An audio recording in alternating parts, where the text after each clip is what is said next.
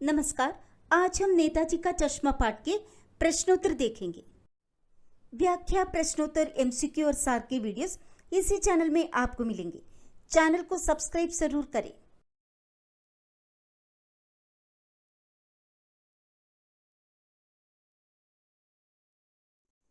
सवाल, सेनानी न होते हुए भी चश्मे वाले को लोग कैप्टन क्यों कहते थे? उत्तर, सेनानी न होते हुए भी चश्मे वाले को लोग कैप्टन कहते थे क्योंकि चश्मे वाले के अंदर देशभक्ति की भावना कूट कूट कर भरी हुई थी। वह स्वतंत्रता सेनानियों का भरपूर सम्मान करता था। वह मूर्ति पर चश्मा लगाता था क्योंकि मूर्ति को बिना चश्मे के देखना उसको पसंद नहीं था। दूसरा सवाल, हालदार साहब ने ड्राइवर को पहले चौराहे पर गाड़ी रोकने के लिए मना किया था, लेकिन बाद में तुरंत रोकने को कहा। हालदार साहब पहले मायूस क्यों हो गए थे? उत्तर, हालदार साहब पहले मायूस हो गए थे क्योंकि चश्मा लगाने वाला कैप्टन तो मर चुका है और यहाँ अब किसी में वैसी देशभक्ति की भावना नहीं है। कस्बे में नेताजी की मूर्ति तो अवश्य होगी, मगर उनकी आंखों पर अब चश्मा नहीं होगा। अगला सवाल, मूर्ति पर सरकंडे का चश्मा क्या उम्मीद जगाता है? उत्तर, मूर्ति पर सरकंडे का चश्मा ये उम्मीद जगाता है कि देश में देशप्रेम एवं देशभक्ति समाप्त नहीं हुई है। बच्चों द्वारा किया गया एक कार्य यह संकेत करता है कि देश का भविष्य सुरक्षित है। हालदार साहब इतनी सी बात पर भावुक क्यों हो गए? उत्तर, हालदार साहब भावुक हो गए क्योंकि वे सोच रहे थे कि कैप्टन के मर जाने के बाद नेताजी की मूर्ति चश्मे के बिना होगी। जब नेताजी की मूर्ति पर चश्मा लगा देखा तो उनकी निराशा आशा में बदल गई। उन्हें यह विश्वास हो गया कि युवा पीढ़ी में देश प्रेम और देशभक्ति की भावना है। आशय स्पष्ट कीजिए। बार बार सोचते, क्या होगा उस कौम का जो अपने देश की खातिर घर गृहस्थी जवानी जिंदगी सब कुछ होम देने वालों पर भी हंसती है और अपने लिए बिकने के मौके ढूंढती है। उत्तर, हालदार साहब इस देश के भविष्य के बारे में सोचकर दुखी हो जाते हैं क्योंकि कुछ लोग देशभक्तों के बलिदान की प्रशंसा न करके उनका उपहास उड़ाते हैं। देशभक्तों को वे मूर्ख समझते हैं। ऐसे लोग सिर्फ अपने स्वार्थ के बारे में ही सोचते रहते हैं। अगला सवाल, पान वाले का एक रेखा चित्र प्रस्तुत कीजिए। उत्तर, पान वाला काला, मोटा और खुश मिजाज आदमी था। उसकी तूंद निकली हुई थी। वो हर वक्त पान खाता रहता था जिससे उसके दांत लाल काले हो गए थे। वो लंगड़ा क्या जाएगा फौज में, पागल है पागल। कैप्टन के प्रति पान वाले की इस टिप्पणी पर अपनी प्रतिक्रिया लिखिए। उत्तर, पान वाले की यह टिप्पणी उचित नहीं है क्योंकि कैप्टन के हृदय में जो देशभक्ति की भावना थी वो किसी फौजी से कम नहीं थी। नेताजी की मूर्ति पर चश्मा लगाना उसकी देशभक्ति की भावना को प्रकट करता है। ऐसे व्यक्ति सम्मान का पात्र है, उपहास का नहीं। निम्नलिखित वाक्य पात्रों की कौन सी विशेषता की ओर संकेत करते हैं?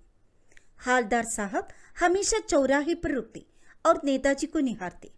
उत्तर, हालदार साहब का चौराहे पर रुकना और नेताजी की मूर्ति को निहारना यह प्रकट करता है कि उनके अंदर देशभक्ति की भावना प्रबल थी।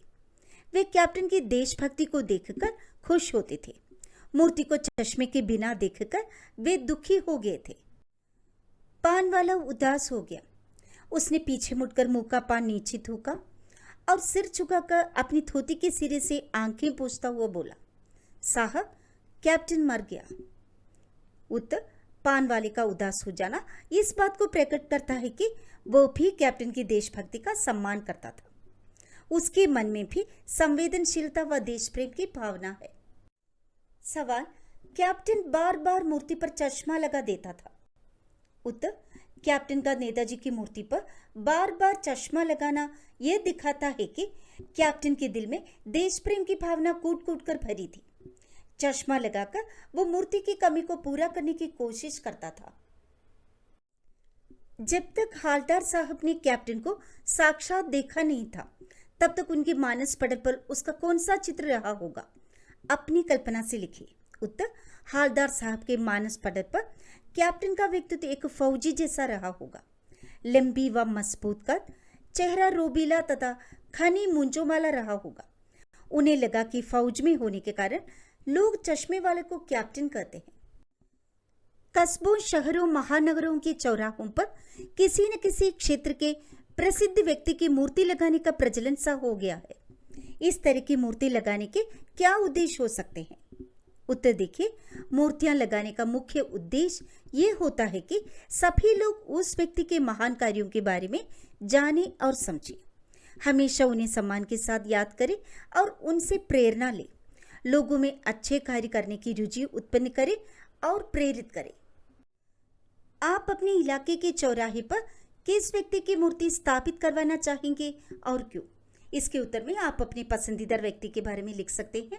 एक उदाहरण देखिए, मैं अपने इलाके के चौराहे पर नेताजी सुभाष चंद्र बोस की प्रतिमा लगवाना चाहूंगी ताकि हमारी युवा पीढ़ी उनके महान कार्यों व विचारों से प्रेरित हो। आज भारत में नेताजी जैसे सच्चे वीर व देशभक्त सपूतों की आवश्यकता है। उस मूर्ति के प्रति आपके एवं दूसरे लोगों के क्या उत्तरदायित्व होने चाहिए? उत्तर, उस मूर्ति की गरिमा व सम्मान का सदैव ध्यान रखा जाना चाहिए। मूर्ति का अपमान या क्षति नहीं करना चाहिए। मूर्ति की नियमित साफ सफाई होनी चाहिए। विशेष अवसरों में मूर्ति पर माल्यार्पण अवश्य होना चाहिए।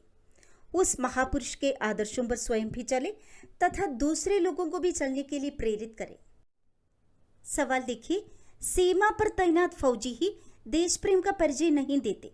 हम सभी अपने दैनिक कार्यों में किसी न किसी रूप में देश प्रेम प्रकट करते हैं, जैसे सार्वजनिक संपत्ति को नुकसान न पहुंचाना, पर्यावरण संरक्षण आदि। अपने जीवन जगत से जुड़े ऐसे और कार्यों का उल्लेख कीजिए और उन पर अमल भी कीजिए। उत्तर देखिए, हम सभी अपने दैनिक कार्यों में किसी न किसी रूप में देश प्रेम प्रकट करते हैं, जैसे प्रदूषण को कम करना तथा पेड़ पौधों को लगाना, देशभक्तों का सम्मान और देश की सेवा, पर्यावरण की सुरक्षा और साफ सफाई का ध्यान, सरकारी संपत्ति को क्षति न पहुंचाना तथा समय पर टैक्स अदा करना, एकता व भाईचारे की भावना को बनाए रखना।